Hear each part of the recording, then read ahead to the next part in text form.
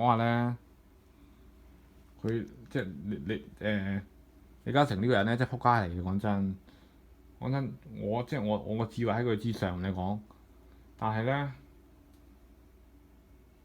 講真，如果我為咗打敗佢，我咩辦法都用。講真，真係殺人放火都要做。講真，我都知殺人唔啱，我都知放火唔啱，我都知俾我殺嘅人好無辜，佢哋係無辜嘅。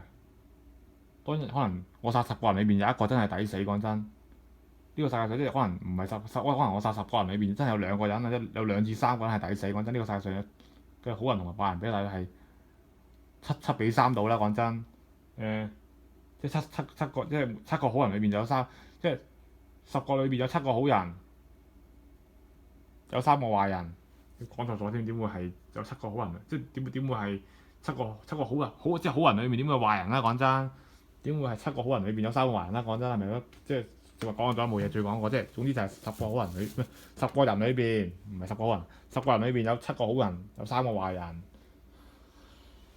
講真，即係我都會唔會話係濫殺無辜嘅。就算我亂咁殺人，我喺街上面亂咁掃射，都有對社會有貢獻嘅。只不過你嘅破壞多過貢獻咁解啫。講真，你殺人就始終係一個，因為殺人對社會嘅破壞遠大於貢獻。同你講，你即係講真，你殺10個人裏邊，可能你幫社會剷除咗3個敗類，但係你令到社會唔見咗七個嘅建設嘅力量。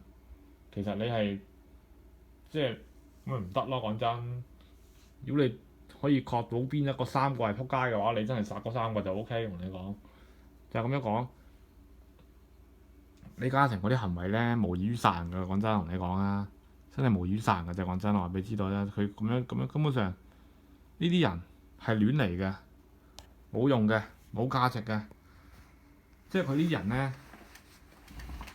咧，好乞人憎，賺盡1分1毫嘅，又唔去捐錢嘅大佬。講真，冇用嘅，垃圾嚟嘅。講真，真係冇用嘅呢啲人，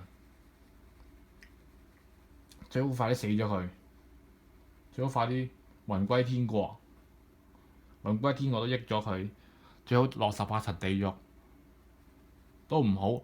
落18層地獄嗰啲人呢，講真，嗰啲咁嘅牛頭馬面，一日要處理咁多個人，都對呢樣嘢做到冇晒興趣。大佬係咪咁樣講？牛頭馬面，一日要咁樣嚇落油鑊都好，個油鑊啊要炸咁多個人啊！大佬啲油都凍晒，都炸唔到啦，個鑊都唔夠力啦。講真，最後尾佢死咗之後，條屍交俾我處理，我一定會好炮製佢。講真，我處理屍體嘅方法最有效。講真，同你講，任何人對付屍體都唔夠。同你講，鞭屍啲好垃圾嘅啫，我不斷踢。同你講，不斷去喪踢。同你講，我將一個人活生生將一個人嘅屍體踢到變咗液體都得。同你講，將佢由固體踢到變液體。講真，我真係可以咁厲害。同你講，你一般人做唔到。講真，你揾啲牛頭馬面都幫唔到你呢個忙。你真係即係你揾啲牛頭馬面都幫唔到你呢一個手，幫唔到呢一個忙。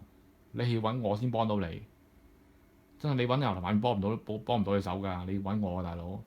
你最好你將條屍交俾我，保證做得妥妥當當，保證唔會令你失望。同你講，保證同你講，保證好似你睇到個結果之後，保證好似你親手做咁愉快，保證好似你親手將佢踢死咁愉快。我踢得，因為我踢過佢條屍一定勁過你。同你講，一定係將佢踢到乜嘢。同你講，我保證就算最厲害嘅乜嘢識招魂，其實冇呢樣嘢。但係我假設真係當有嘅話，我踢到佢招魂都招唔到佢翻嚟。我同你講，踢到變液體，我話俾你知道啊！踢到變氣體。同你講，只要你速度夠快，你踢可以踢到佢變液體啊！好難做，你起碼要一要鐵，你起碼要一要踢10腳，仲要每一腳嘅力係超過100磅先可以做到呢個效果。但係你哋唔得，因為你唔夠你速度唔夠，亦都力量唔夠。同你講就係咁解。你俾我處理啱啦。講真，我識處理。講真，不過講真有呢個機會，我唔怕。同你講呢啲嘢，雖然我知係邋遢。講真，佢揾埋唔到邋遢錢，佢個人更加邋遢。講真，但係如果有咁嘅機會，我亦都唔怕接觸呢啲邋遢。如果我係可以對社會咁有貢獻嘅話，我覺得好光明。我講，我覺得好自豪。講真，同你講，可以對付呢啲咁嘅人。講真，係咪咁啊，大佬？就算我踢到腳甲都甩埋，真係我都冇所謂。講真，真係冇問題啊！講真，完全冇問題喎。就算我踢到我成對皮鞋花晒，要買個對新嘅話，我都冇所謂。講真，真係唔緊要。講真，幾百蚊冇乜，真係唔係太大問題，真係嘅。就係咁解。